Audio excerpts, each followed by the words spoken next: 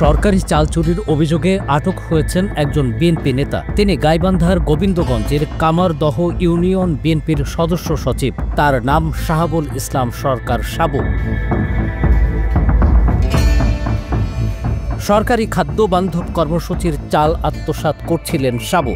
সেই খবর পেয়ে ৬ মে দুপুরে উপজেলার কামারদহ ইউনিয়নের ফাঁসিতলা বাজারে অভিযান চালায় উপজেলা প্রশাসন।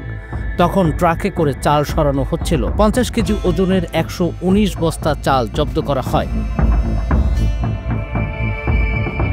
সরকারি চাল চুরি করে বিক্রির উদ্দেশ্যে মজুত করা হচ্ছে সন্দেহে এলাকাবাসী প্রশাসনকে খবর দিলে গোবিন্দগঞ্জ উপজেলা সহকারী কমিশনার ভূমি মোহাম্মদ আসাদুজ্জামান অভিযান চালান।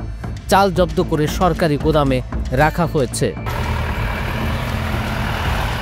গোবিন্দগঞ্জ উপজেলা বিএনপির আহ্বায়ক ফারুক আহমেদ বলেন, দলের নাম ভাঙিয়ে এই ধরনের অনৈতিক কর্মকাণ্ড কোনোভাবেই কাম্য নয়।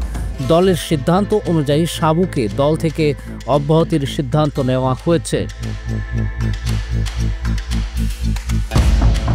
গাইবান্ধা প্রতিনিধি মাসুম লুবেনের পাঠানো তথ্য ও ভিডিও নিয়ে প্রতিবেদন risingBD.com।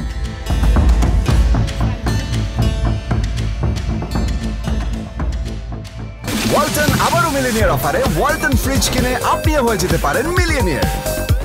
মিলিনিয়ার ছড়াছড়ি দেশ জুড়ে, এটা শুধু ওয়ালটনই পারে।